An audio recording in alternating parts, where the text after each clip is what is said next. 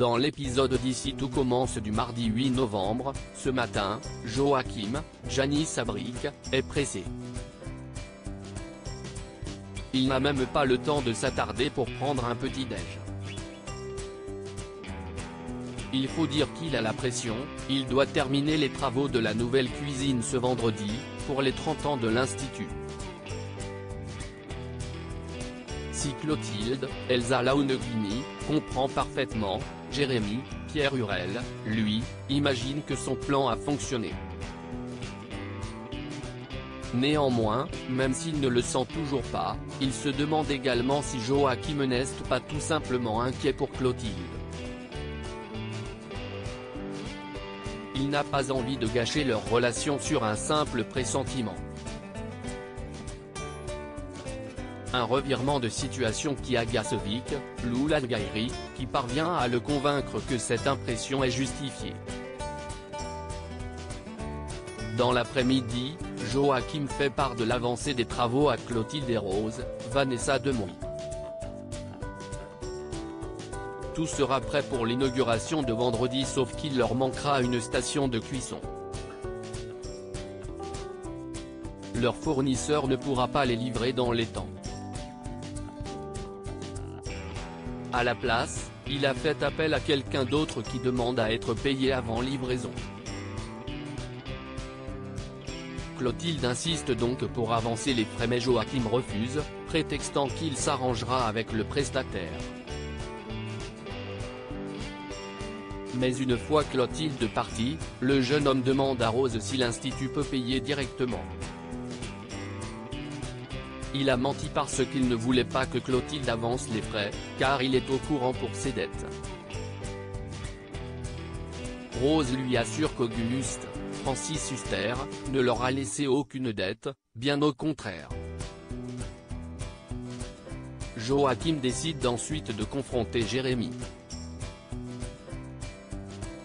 Celui-ci lui balance une nouvelle fois être persuadé qu'il n'est avec sa mère que pour son argent. Qu'il est un profiteur.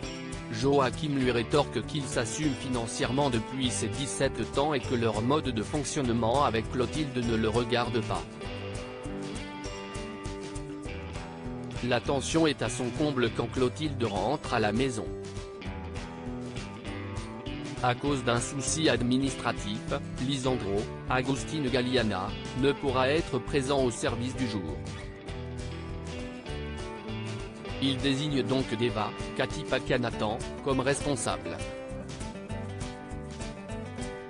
Fidèle à ses habitudes, David, Lia Melman, taquine sa camarade, estimant qu'elle n'assume pas ses sentiments pour lui. Deva sourit, ce qui n'échappe pas au principal intéressé. Toutefois, elle précise dans la foulée que son sourire n'est que la manifestation de sa consternation. Surtout, elle s'assure qu'elle pourra bel et bien compter sur David pendant ce service. Sauf qu'à au moment venu, il y a un couac. Un client attend depuis 25 minutes son dessert.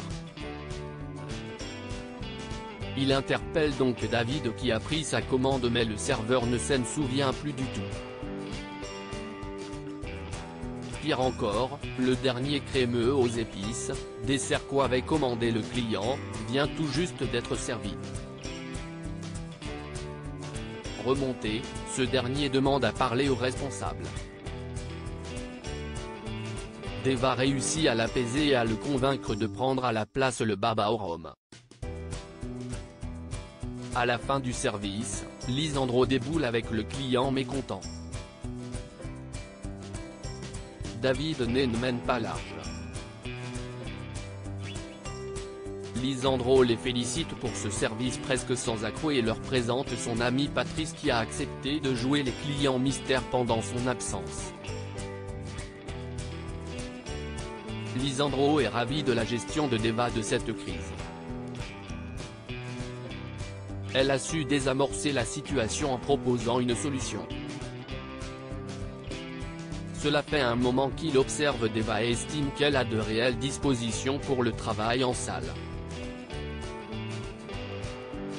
Il lui propose donc le poste de maître d'hôtel. Elle commencera dès demain, et si tout se passe bien, elle officiera à ce poste au double pendant tout le trimestre. Louis démasque Billy après sa bourde. Billy, Margot Caguilard, tient à s'assurer que l'idiot, Corentin Pelli, ne révélera à personne qu'elle est sur Paradise. Le cuisinier le lui promet et lui rappelle toutefois qu'elle est libre de faire ce qu'elle veut. Billy est rassuré mais se demande toujours qui peut être Madman. Elle a peur que des photos d'elle nue finissent par fuiter. De son côté, Charlène, Paula Petrenko, a trouvé ce qu'elle pense être la robe de mariée de ses rêves. Elle aimerait donc organiser une séance d'essayage samedi, avec sa mère mais Constance, Sabine Perrault, n'est pas disponible. D'autant que ces derniers temps, ce mariage ne semblait plus être la priorité de Charlène. Celle-ci reconnaît avoir traversé un petit passage à vide mais les choses vont nettement mieux. Elle demande à ses parents de trouver eux aussi une tenue pour son mariage.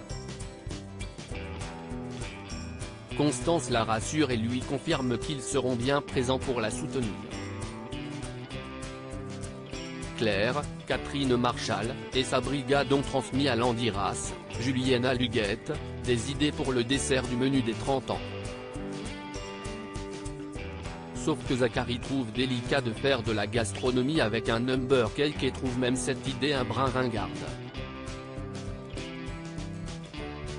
En revanche, il est convaincu par l'association Mandarine Mélisse. La chef Guino charge donc Ethan, Rick Kevin, et Samia, Emma Boulanoir, de réaliser ce dessert. Au même moment, Louis, Fabien Wolfram, reçoit un message de Flo lui annonçant qu'elle aimerait qu'il parle du fait qu'ils soient tous les deux à l'institut. Le chef est déstabilisé par cette information mais il fait tout de suite le lien avec Billy. Pour en avoir le cœur net, il répond à ce message et surtout il voit Billy regarder son téléphone dans la foulée.